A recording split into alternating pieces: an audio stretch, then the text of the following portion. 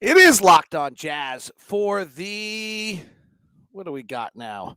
10th of December already? Holy smokes.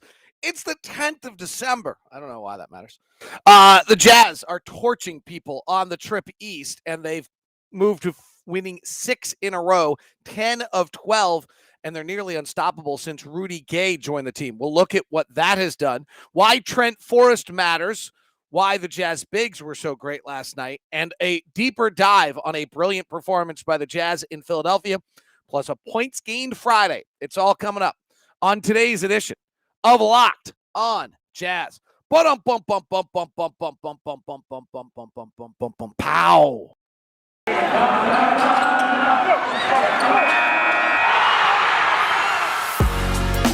You are Locked On Jazz, your daily podcast on the Utah Jazz. Part of the Locked On Podcast Network, your team every day. Hello, I'm David Locke, radio voice of the Utah Jazz, Jazz NBA insider. This is Locked On Jazz, your daily podcast on the Utah Jazz, giving you insight, expertise, geeky numbers, and hopefully making it way better to be a Jazz fan each and every day. Thanks so much for tuning in and making Locked On Jazz your first listen of the day. We are free and available on all platforms, and you can subscribe on YouTube by pushing that button right there. And then have the little bell tell you. We are in Washington, D.C. on the final stop of this road trip where the Jazz have been absolutely dominant, torching people offensively. We'll dig into that. Let me just start with the kind of massive, big takeaway of where we are with the Jazz right now.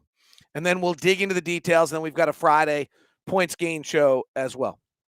So, I don't have nearly the good view I had yesterday. I just have a nice little courtyard, and then I have a really bad I seem to get the room that has the glare. So you get these little curtains behind me instead today on YouTube. The big takeaway is that the Jazz have run now a gamut of playing Boston, Cleveland, Minnesota, and Philadelphia, all of which are some of the best defensive teams in the league. Philadelphia doesn't rank that way because they were without Embiid and for a stretch of games, and the Jazz have absolutely manhandled and torched every single one of these defenses. And right now, the only defense that they have not seen, and that defense is on a different level than anyone else that they've played, is really Golden State. Golden State's defense is way better. We get the Clippers coming up here. They're the number 2 defense in the league. Been brilliant. Phoenix is number 3. Cleveland was number 3 till we torched them. And so, part of this is we're now beating these teams and their defenses are falling apart, or they weren't that good, or teams' defenses aren't that good. I don't know which. Milwaukee's 5, and we didn't really face Milwaukee when we played them. And Chicago gave us some problems, but, Boston didn't. We're just torching them. Number 2 is that was the best win of the season. Philadelphia's 11-4 when Embiid plays. Both teams are on travel back-to-backs. It's pretty dead even. And you go into Philadelphia and you beat them by 20. In a game in which Embiid plays this year, I'm not sure they lose by 20 at home again this year. Like, you don't go into other people's good teams' buildings. I think Philadelphia is probably the 3rd best team in the East. Maybe Chicago really is, but I would say that, that is the 3rd or 4th best team in the. And I mean, they've got some problems, and we fully exposed them last night, and in a sense, we're problematic for them. But that's a good team. We still need to test ourselves against some of the other best teams in the league. If you look at the differential, we have not played Golden State. We've not played Phoenix. We've not played a real Milwaukee. We lost to Chicago. We haven't played Brooklyn. We lost both games to Miami. So the top 7 teams in the NBA, we're one of them. We're 0-3 and then have a bye against another one. So there's still steps for us to go and to prove ourselves. But right now, the Jazz are really, really clicking. And 8 players in double figures last night was incredible. There was a really interesting thing going on in last night's game. We talked about it a lot on the broadcast, and I wanted to get into it. So the Jazz take more off-the-bounce threes than anyone in the league. They, in fact, take 3 more off-the-bounce threes per game more than anyone else in the NBA. A lot. When you play drop big, which the Jazz do generally with Gobert, which Embiid does, Rudy's more versatile than Joel, so he can actually play up a little bit. What happens is you set the pick on the ball handler. The big is dropped. The ball handler comes off the pick. He's got an open three. And so the Jazz have the ability to play a off-the-bounce dribble three-point shooting game that most teams can't play. And Philadelphia really can't play it. So that when Philadelphia, this is the problem. It's probably why C.J. McCollum would help them and for all the trade talk. The Philadelphia does not have that capability in their roster. So last night, the Jazz took 21 off-the-bounce threes against the drop big of Joel Embiid, and they hit 10 of them. That's pretty high level. That's a 61.3 or 61.3 effective field goal percentage, by the way, if you want to kind of think about it that way, or even maybe higher. Philadelphia last night took 6 off-the-bounce threes last night and missed all of them. So here were two teams constructed against the drop big, one of them being the Jazz, who have the off-the-bounce three game of multiple players. Donovan, Clarkson, Conley, Ingles, Rudy Gay, Joe, numerous, Boyan. And we actually have 4 players who've taken more than 46 in the season. They have no players who've taken more than 45. So when you look at that, that was kind of a little intricacy to last night's game that was really different. And us hitting 10 off the bounce threes and them going 0 for 6 was the telling aspect of that. The other was Whiteside and Gobert combined to be awesome. Completely dominating the inside of the game last night with massive numbers, and Joel, tapped out at some point in the process.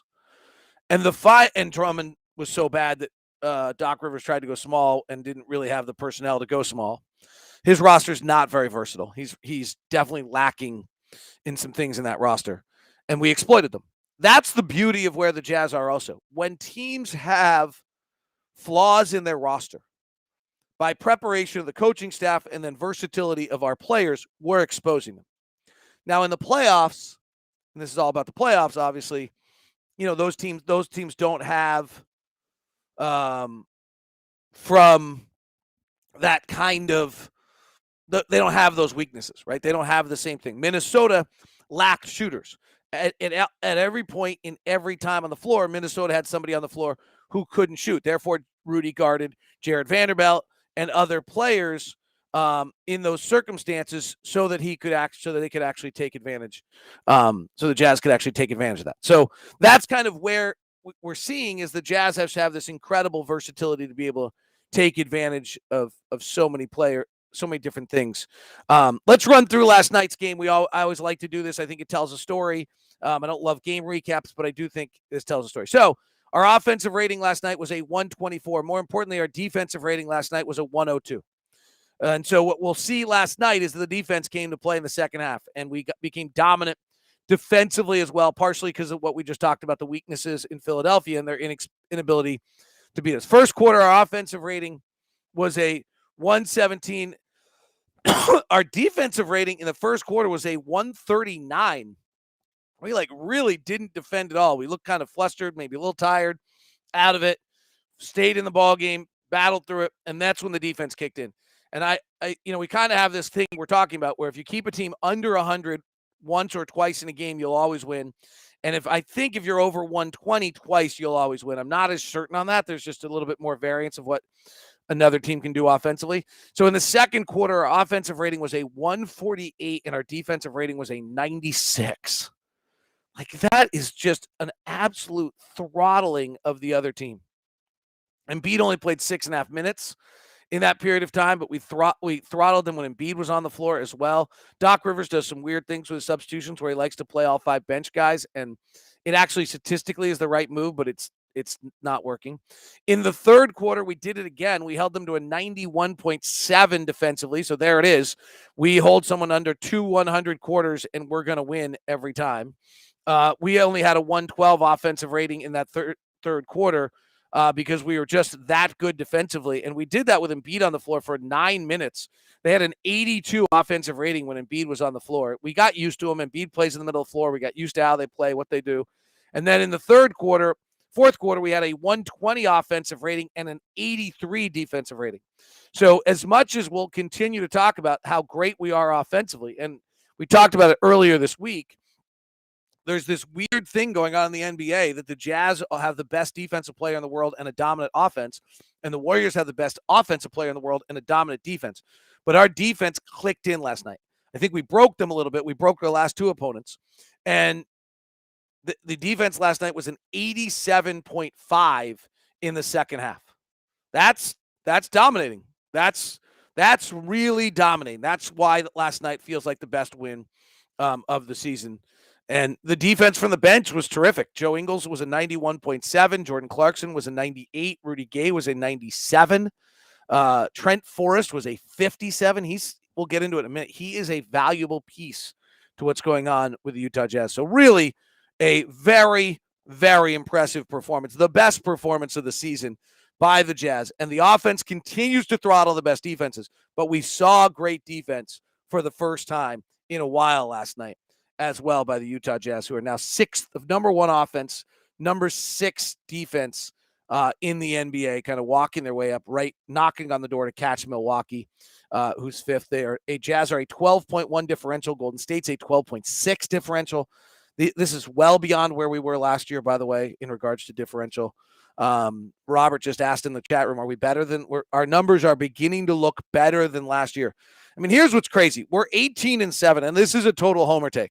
I'll give you the ultimate homer take comes up next on the show. How's that for a tease?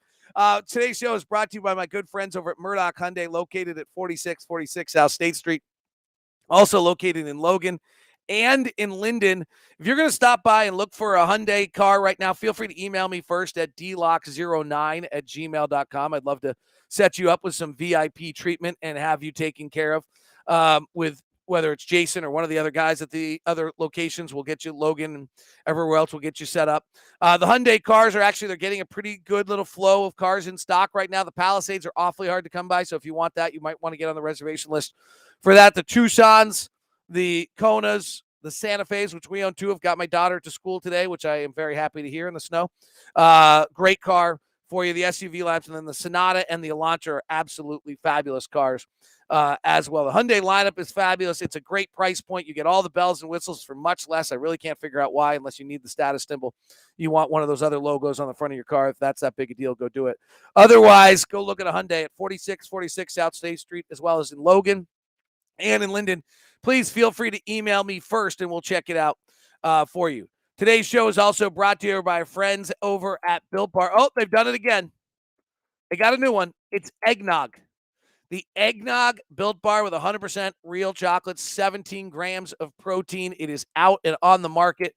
100% real chocolate, 100% really delicious. Coconut lovers, the coconut brownie chunk is still available. If you have not listened to me all week talking about the coconut brownie chunk, I promise you, because I'm out of them right now on the road, and I'm desperately missing them. There's also the caramel macchiato special edition right now, the caramel almond delight, as well as the paranormal pumpkin.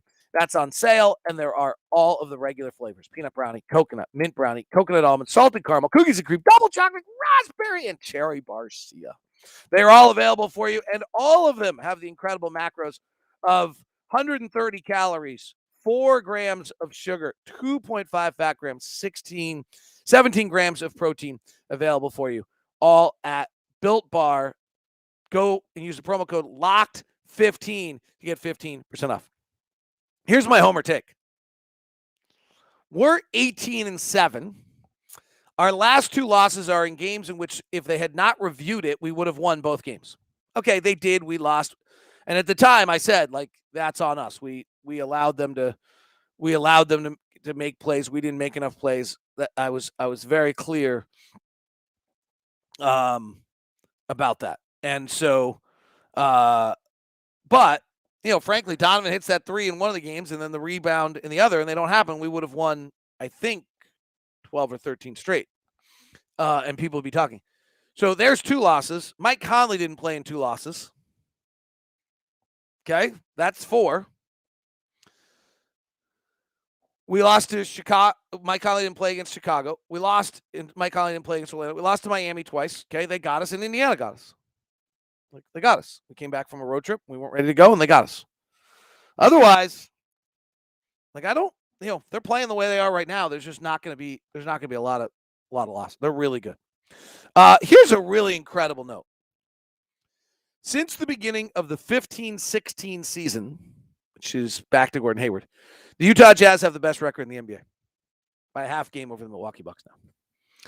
Since the 15-16 season, the Utah Jazz now have the best record in the NBA. So you as a Jazz fan, following this team, this is the golden era of what you could possibly anticipate experiencing as a fan. 16-17, excuse me. We've won 63% of our games, which is now a half game ahead of the Milwaukee Bucks. I mean, come on. 16-17 season, we've won more games at a higher rate than any other fan base in the NBA. It's incredible. It's Quinn, it's Rudy, it's Donovan, it's Joe, it's front office, it's the ownership, switch of the two. It's everybody.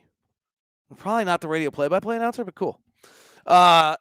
It's really a remarkable feat for this team.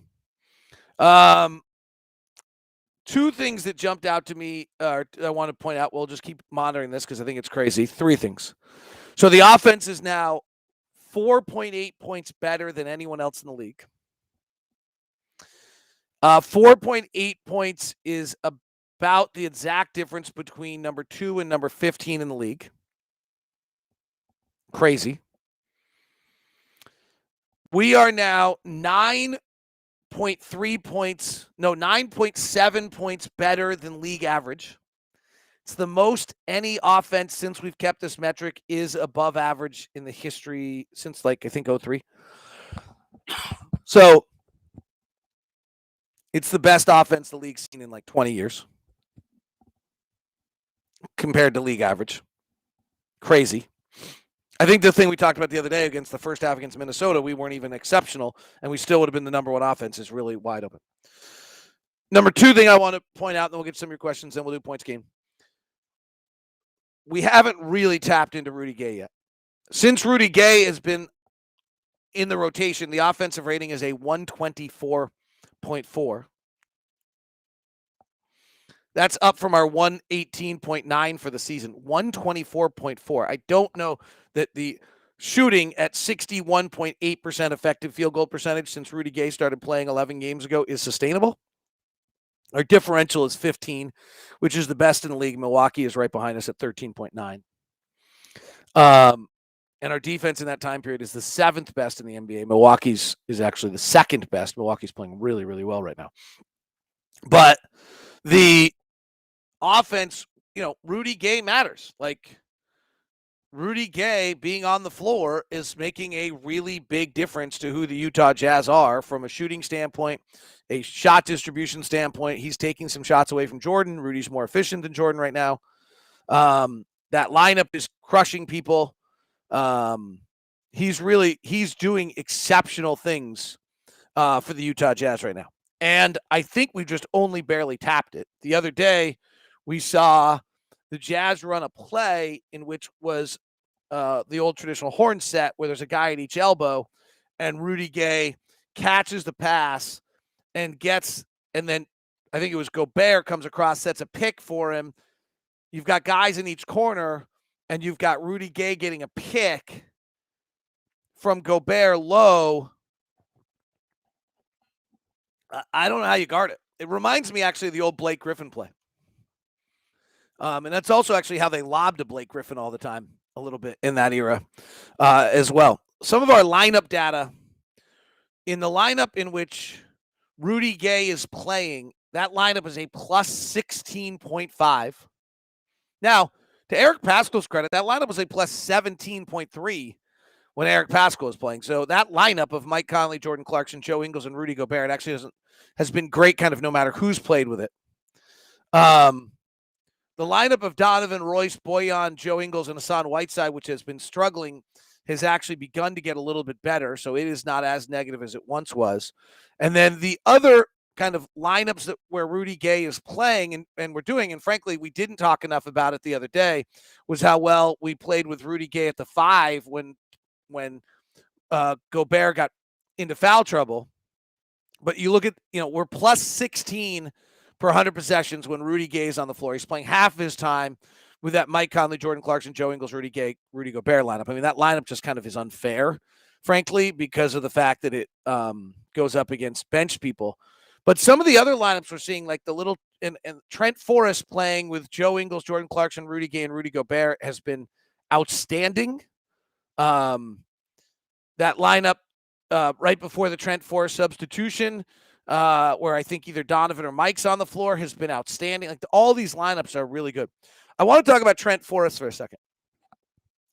It might not seem like a very big deal that Trent Forrest is playing 3 and 4 minute little stints, but what it's doing is keeping Mike Conley's minutes down. And those minutes being down is allowing Mike Conley to feel comfortable about playing back end of back-to-backs in a manner that he was not as comfortable a year ago.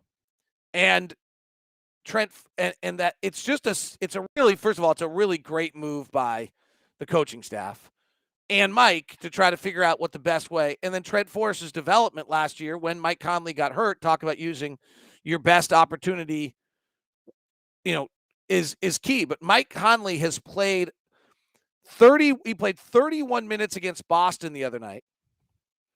He has not exceeded that in any game other than the loss to Miami when they knew he wasn't playing the next night. At that time, he wasn't playing on the back end of back-to-backs, and so he played 32 minutes against Miami. But other than that, he has only exceeded 30 minutes in that game, 32 against Miami, 31.4 against Boston the other night. 31.2 against Sacramento on what I think was opening night, 31 against New Orleans, 31 and 4 seconds. Other than that, he's been either at 30 minutes or below. And in the 23 games that he's played so far this year, he's been below in, I think, 30 minutes in 18 of them. No, that's not right. In 14 of them. So what Trent Forrest is doing, well, it doesn't, you're not going to be writing home about Trent Forrest, but this show is for the diehard. What Trent Forrest is able to do for the Jazz right now, and it seems immaterial, right? Oh, what's Trent Forrest? He's playing 7 minutes a night. But 7 minutes a night is keeping Mike Conley down from 30. And frankly, this is, I talked about it a lot in the preseason, hoping it was Jared Butler. But he played 7 minutes last night. He played 9 minutes the night before. He played 3 minutes against Boston. He didn't get a second stint. He played 13 against New Orleans. He played 12 against Portland. He played 3-3. These are little tiny stints, and obviously, depending on the game in the second half, Quinn decides whether he's going back to him or not. But in the sense, you have this guy, right? That's the difference between Mike playing 32 and 28 minutes a night. It's a really big difference, and it's what's allowing the Jazz to do that. All right, we will do points gained in just a second. I have to note. I have to leave it up. There we go. We'll do points gained here in just a second. Today's show is brought to you by betonline.ag. Let's see what we've got on the betonline.ag lines for the NBA. Raiders, by the way, are a 9.5-point dog against the Chiefs. I guess the bookmakers have decided the Chiefs have clicked in on things. NBA futures for the championship. Brooklyn Nets are plus 275. Warriors are plus 425. The Bucks are plus 800. Wow, that seems like a really good bet. Phoenix plus 900. Jazz plus 950. Lakers plus 1,000. That doesn't seem like a very good bet. Championship futures for the conference. The Nets are plus 160. The Bucks are plus 350. The Heat are plus 500. And the Sixers are plus 1,100. So the bet online sees them as the fourth best team in the East. The Warriors are plus 175. The Suns are plus 450. And the Jazz are sitting at plus 475. Promo code LOCKED gets you 50% welcome bonus. If if you want to play along and get into the action at betonline.ag. Today's show is also brought to you by Truebill. You know why free trials renew without your consent. It's a business scam to get you to lose money. It's greedy corporations pocketing your money. Downloading Truebill. Make sure you can take control of your subscriptions. Truebill is a new app that helps you identify and stop paying subscribers or subscriptions you don't need, want, or simply forgot about. On average, people save up to $720 a year with Truebill. With Truebill, companies make subscriptions hard to cancel. Truebill makes it incredibly simple. Just link your accounts and Truebill will cancel your unwanted subscriptions. Truebill has over 2 million users. Has helped save them over $100 million. Don't fall for subscription scams. Start canceling today at Truebill.com/LockedOnNBA. Go right now to Truebill.com/LockedOnNBA. Can save you thousands a year. Truebill.com/LockedOnNBA. I hope you don't have 1,000 of unknown subscriptions. It can save you a lot, but hopefully not thousands. Wow, that would be, All right. By the way, Taylor in the chat room asked about TJ McConnell. I think he's out for the year with an injury. And certainly Trent Forrest is playing well. There's no need to give up an asset to get that. All right, let's do our points gained Friday. Who are the best players in the NBA offensively and who has the greatest points gained? We have a new player on the top of points gained. Pretty surprised. Stunned, actually. Jarrett Allen of Cleveland. The dunking centers have become more important than ever before. This is really surprising. I actually have said this all year. If you've listened to me, I've told you the two things that are going away in this league are shots at the rim and free throw attempts, which makes guys like Rudy Gobert more valuable than they've ever been before offensively. Right? You've heard me say this. This is the trend. The trend is there's less free throws. The league doesn't want them. They're boring. And there's less shots at the rim because teams are denying the rim. It's hard to get there, and we're shooting more threes. And it's also why free throws are down. And so suddenly players who go and take shots at the rim every night are more valuable than ever before. Jarrett Allen right now is the most positively impactful offensive player in the league, which is interesting because Cleveland's winning way more than anyone understands or expects. And that's probably why. Nikola Jokic is number 2 at 3.8. He's just out of this world.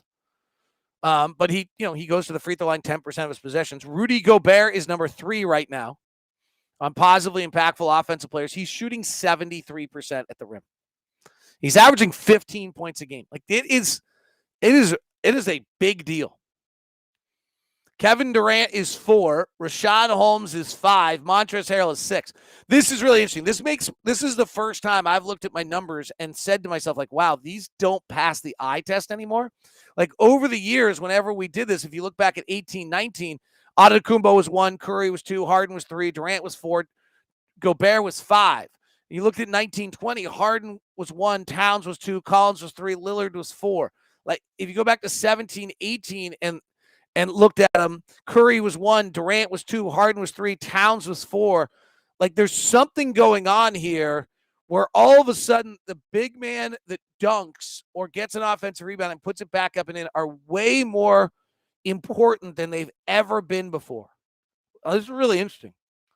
So Allen's 1, Jokic is 2, Gobert is 3, Durant is 4, Rashawn Holmes is 5, Montrezl Harrell is 6, Karl Anthony Towns, shoots the 3, is a 7, Steph Curry is 8, Sabonis is 9, Garrison Matthews for Houston is actually up on the list. He hasn't played enough games to qualify. Collins is 10, Harrison Barnes 11, Zubac is 12, Robert Williams, Boston 13, Mike Conley having an unbelievable year is 14, Seth Curry is 15.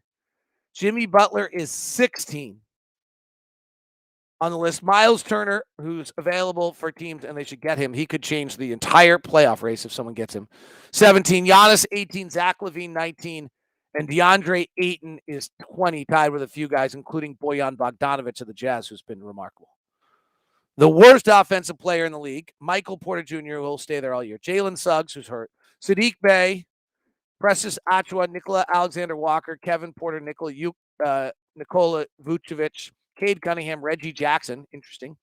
Josh Giddey, Kobe White, Talen Horton-Tucker, Davion Mitchell, Semi Ojeleye, Darius Baisley, Pokashevsky, Blake Griffin no longer playing. Karis LeVert, who somebody will make a mistake with and trade for.